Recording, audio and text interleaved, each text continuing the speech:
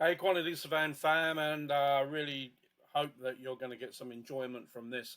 I'm putting together this very quick video training, and it's off the back of a post that I put in one of the QS groups probably a few weeks ago now, relating to plumbing installations. And the quick question that I asked was, if a client comes to you and asks for a very quick budget for plumbing installations, how would you go about it? So it was a poll, and there were three core questions. One of those questions was a bit of a hybrid, but I'll concentrate on the three. Um, One was cost per square meter. The second was the number of connections, and the hybrid off of that, I will mention it because it is relevant, is separate systems and components and then per connection, and I'll get onto that in a little bit in a moment. And then thirdly, I don't know. Now, I've got to say, I really appreciate the honesty of those that said, I don't know, because, no one likes to kind of highlight themselves in front of an audience to say that they're not aware of something. But it's the only way that we grow. If we acknowledge that we don't know something, or we thought we knew something, and we have an open mind and the ability to change, that's where learning really strengthens our resolve to move forward and really to take us to a better position than we're currently in. So let me drop back to that question, and I'm going to use some examples to explain what the correct answer is when you're doing quantity surveying work in a consultancy based practice, particularly where you are engaged in early stage design, so from concept through to detailed design, where most of the time the full details are not available. So this is probably not as relevant for those that are in the contracting space, because by the time you're executing and building, you should have perfect information. Now, we all know that it's never going to be perfect. You always have to raise RFIs and those kind of things. But you're 100% design with, a few warts and all. But in consultancy, you are estimating at stages well short of that full and final information, no matter how good it is, okay? But you can still learn something from this, so stay on board if you so desire. I'm sure you'll get something to take away, and one golden nugget is probably worth watching for. If you know it, then you're welcome to stay. If not, I completely understand. So if you're working for a plumbing subcontractor and you're a specialist plumbing QS, you can probably skip this, because this is like bread and butter for you. But for those that don't, please stay tuned, and I'm going to run through very, very quickly how it all pans out, giving you an example. So the correct answer, if you want to be accurate and use data, which a QS should always be cognizant of, is per connection. And the reason why is because cost per square meter does not capture adequately what I call cost drivers. Now, cost drivers are those components of a trade that affect the outcome of a cost, a price, okay? So, very, very simple explanation for this, and this is an online kind of whiteboard, so excuse the inaccuracy of the lines, but hopefully you'll get the point. So, this is a dwelling. Let's say it's a one-story dwelling. If you're from the UK, you'll be familiar with the term bungalow. Here, Australia, New Zealand, they're just called single story. But here's the point. If you've got a WC over here, and a WC over here, and a kitchen, let's say here, then you've got essentially 1, 2, 3 wet areas, okay? Now, let's say that this is 200 squares. Now, you could have exactly the same house, 200 squares, 1 bathroom. Now, we'll avoid the issues of only having 1 bathroom in a 200 square meter house, but I want to make the point. Plus a kitchen. Okay? So you can immediately see the problem of cost per square meter. Okay, if you apply the cost per square meter, then in theory you would have the same estimate value for a plumbing installation, but in this house you've got 2 bathrooms, and in this house you've only got 1 bathroom. The constant is the kitchen. However, to drill down even further, what constitutes what goes on in these bathrooms? This bathroom may only have a shower, a wash hand basin, and a WC. This one might have a bath, a shower, etc. So you may end up with more fittings. Now, when you drill down even further, when I talked about the cost per connection, what you want to really be cognizant of when you're trying to fine tune at an early stage is how much of those components run hot water, how many of those components run cold water. A WC, for example, doesn't use hot, it only uses cold, and the drainage installations.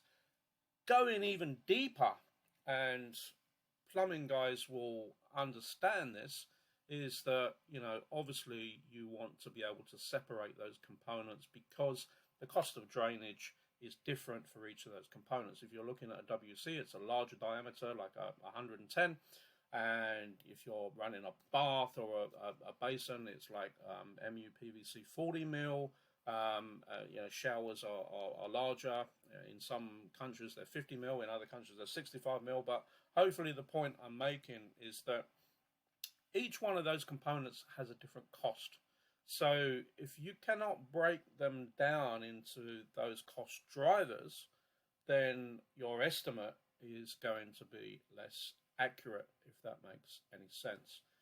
Okay, so I just wanted to cover that, and hopefully that makes sense. We haven't gone a real deep dive into this. I cover these types of things in a lot more detail in my QS coaching community.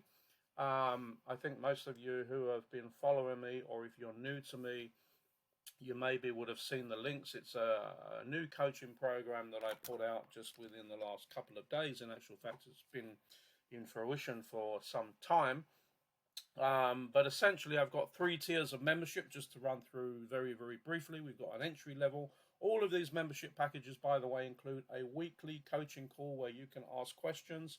I also pick a subject for that particular week and we run through generally about an hour. If you've got more questions that push it beyond an hour, that's fine.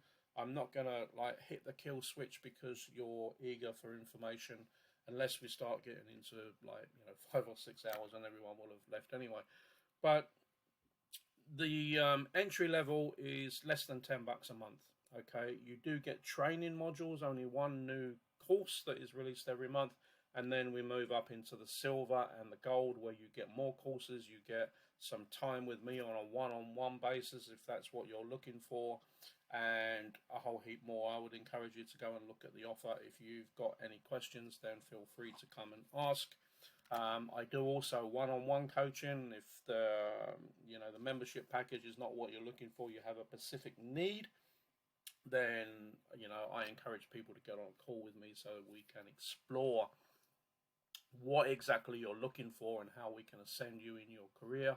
And the flagship program that I run is how to start your own consultancy, or if you already have a consultancy. A plus is how to scale your consultancy. So for those who are not fully aware of who I am, I've been a quantity surveyor for over 30 years. As of the date of recording, 2023 is actually the 34th year being in this, and I ascended through a largely private practice consulting arena, albeit that I have worked for main contractors, I've worked for subcontractors, I've owned subcontracting businesses, and I'm actually an ex-trade person. Many years ago, at the start of my career, I'm an ex-bricklayer. Decided that I didn't want to be cold and miserable in the UK at the time, working on sites in the winter. I loved the trade, really enjoyed it, but I just didn't see that that's where I wanted to be long term, so I transitioned into the field of QSing, and eventually I made my way up the ladder into the role of director for a large organization, multidisciplinary worldwide practice, around $11 billion a year, where I was responsible for a big region in the Middle East, covering 3 countries, hundreds of staff, and yeah, took basically a very fledgling unit in a department of that business and turned it around during a financial crisis into one of the most profitable units in the organization. So I know a thing or two about quantity surveying, and I know a thing or two about working your own consultancy and scaling and what it takes to actually grow and transition and to actually get into that space. So that's the flagship. Enough about me. I just thought I'd give you a background for those that didn't know me or are wondering, who is this guy? You know, why is he talking about this stuff? Does he know what he's talking about? I'll leave you to decide that as you get to know my content as I take you through it. I'm going to be sharing some of this stuff to give you a feel, just a taster of what you would likely be receiving in the QS coaching community, which is a paid program. So this is just one example. We've touched on the surface, but I did want to share this just in recognition of that poll, so that the people that didn't know, and again acknowledging that because that takes courage, well done. And for those people that thought it was cost per square meter, if you want to be accurate, I would caution you not to take that approach, because it's just not really the right way to be comfortable with accurate costings in the plumbing space. Okay, so I'll see you on the next one. Have a great day, have a great evening, wherever you are in the world. I'm here based in New Zealand, and it's just after 8:30 in the evening. So if you're in the UK, you're just starting out your day. But wherever you are, have a fantastic one, and I'll see you on the next one.